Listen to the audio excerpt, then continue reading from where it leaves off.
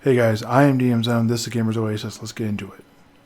Okay, so real quickly, I want to talk about a wave spawner that you can get on Next Island. This Next Island wave spawner works really well with additional quests that you can, or mission you can do right there on Next Island. It's called the Daily Containment. It's for the Grey Papoo. The Papoo is a type of monkey. As you can see here, I'm actually fighting them right now. These monkeys are the mid-range ones. There are some that are a little bit stronger and a little bit weaker. These have a pretty good range. They're not terribly hard. I'm using the Ospen BP S1X1. You can see here it's a pretty decent weapon. It is a ballistic weapon. You can buy this off of the auction hall usually for about 18 to 25 more than the cost of the TT. It can be up to 30 TT, which is not a bad amount. 30 TT gets you about 150 PED worth of ammo. So you can run this weapon for a little bit. It is unlimited, so you just gotta repair it and it's good to go. As you can see, mine's got a couple tiers on it, so it's worth tiering up. They do get better with a little bit of time. Being BLP, it's not laser. You might have to work a little bit in your skills. But anyways, let's get back to the mission here. So you can see here in the Daily Containment, you need smaller Papoo and you need bigger Papoo. When you do the wave spawner, you're going to get enough of both, and you're going to get some extra ones probably. I went ahead and did this. It was no problem. You kind of see I really wasn't struggling a whole lot. I do have a Vader 15, and I do have some armor. When you're dealing with lower level Papoo, you could do the CDF Scout armor, but I ended up using the Ghost armor. I do have plates, but none of the damage type that the Papoo are doing are affecting the plate, so base Ghost armor is just fine. I never went up in my weapon. I could have used an LR10. If you can't afford or don't want to go that way with the BLP, an LR10 would be just fine for the last part of this. You could use a smaller weapon. Now, for the first part, I will say this: there are a lot of Papoo, and you're going to have a time limit. I want to say it's 30 minutes. The boar one with the village boars, that one's 30 minutes. I'll be doing a video on that later. If you're seeing this after the first one has come out for a little bit, after this video's been out for a little bit, look in the top over here and you'll find that.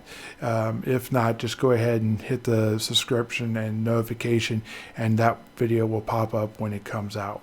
Expect it in a couple weeks, maybe at the most. But anyways, it's a 30-minute wait, just like I think a lot of the wave spawners are. So this one probably is the same. I didn't actually hit that, so I don't know it.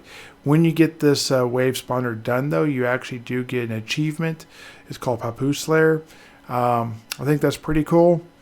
There's only so many achievements you can get on Next Island, and having one of them just for this is pretty good.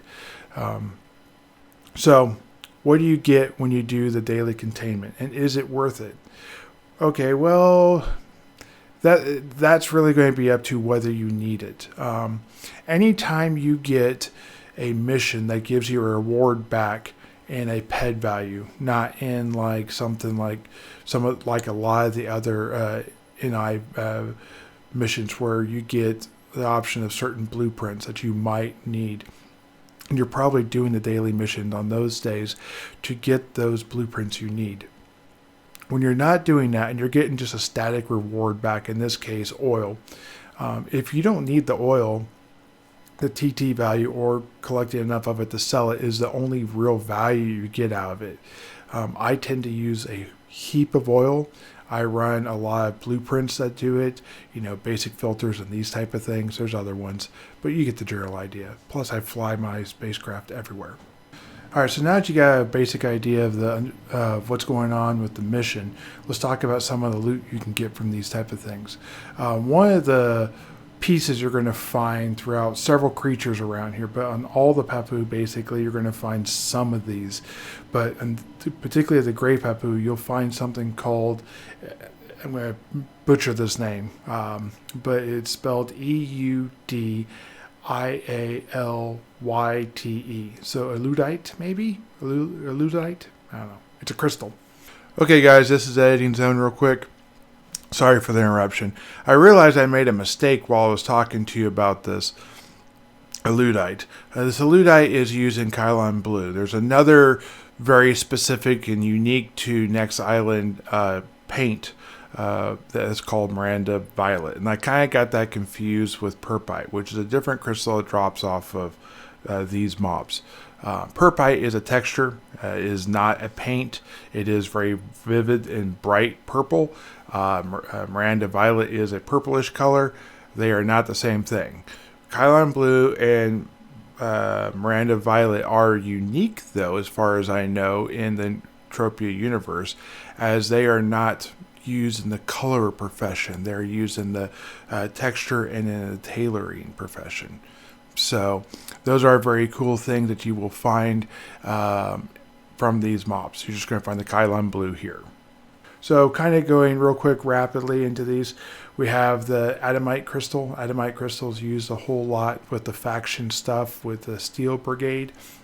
It's used in the making of face mask, footwear, gloves, shirt, trousers, that type of stuff. In addition, you have the hematite, hematite, I don't know. It's a crystal. It's Hematite. I don't know how you pronounce that. But it's used in a lot of the Haruspects. The Haruspects. That's Haruspex.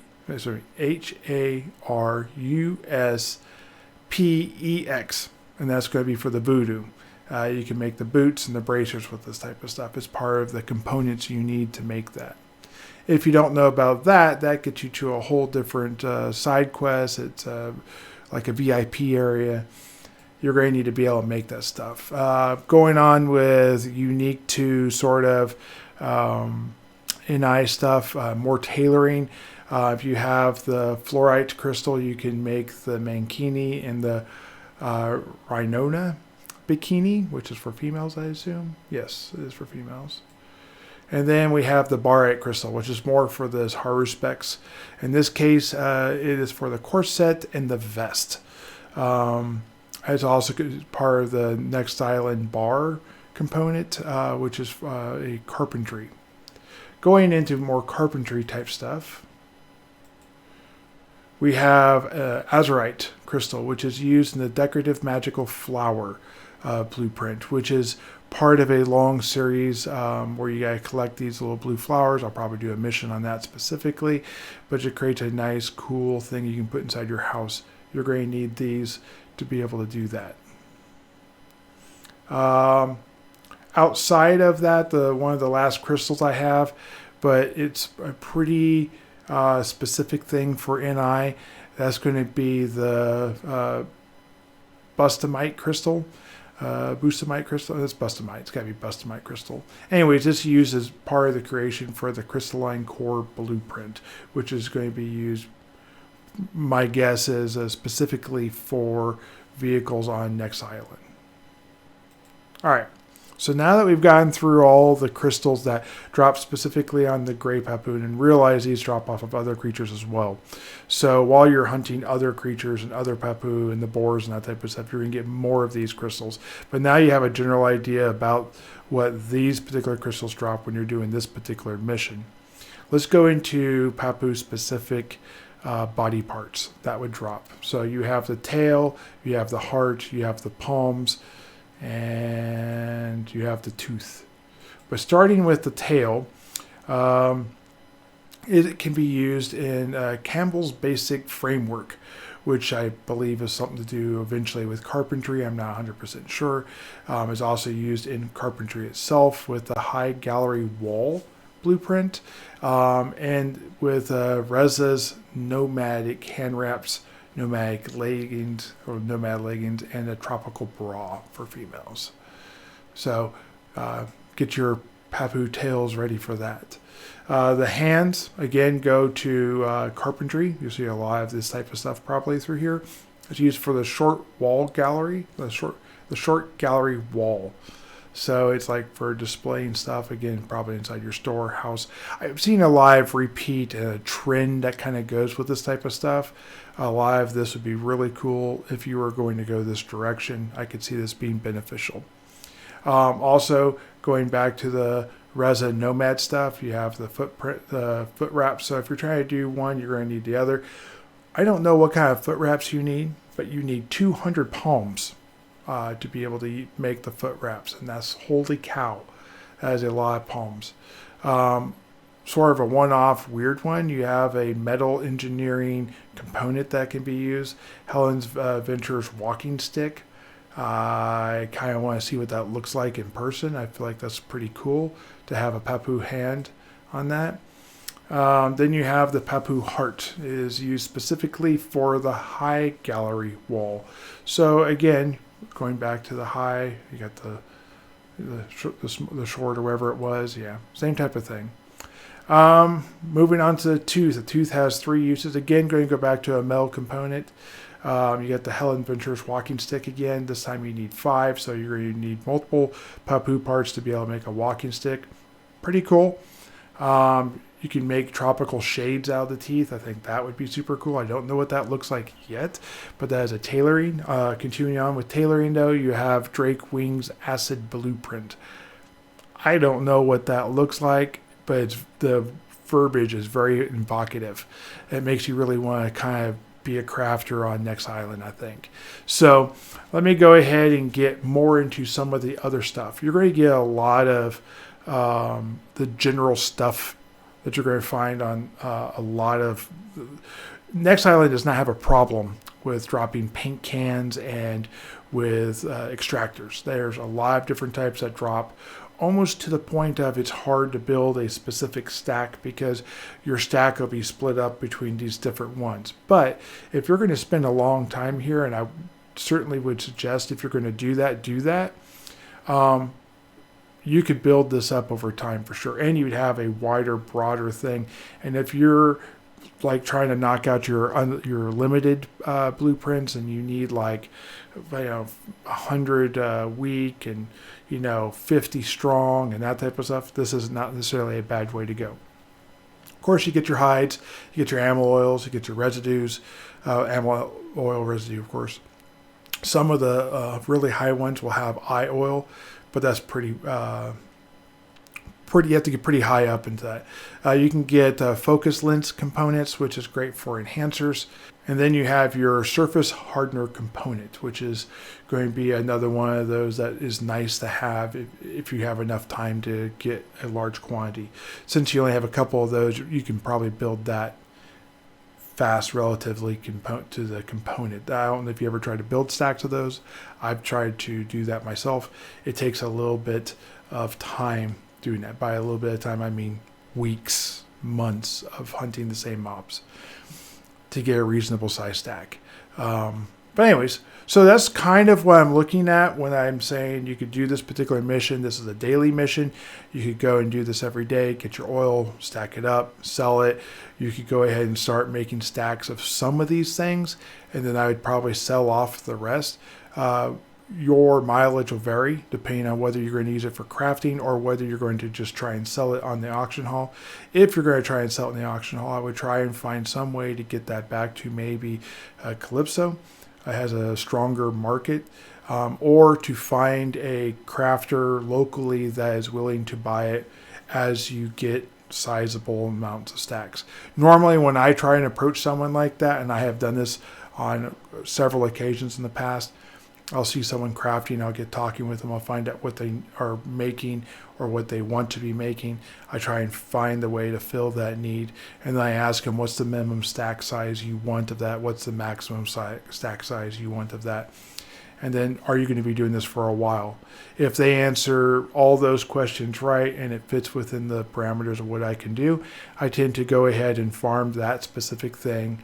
That does tend to be not necessarily the best deal for either of us. I would like to get more, of course, and they would like to have the convenience of having a person who logs on regularly that has it when they need it. Also, if you're keeping other stuff and they're like, hey, I normally ask for this, but I would love to get some of this.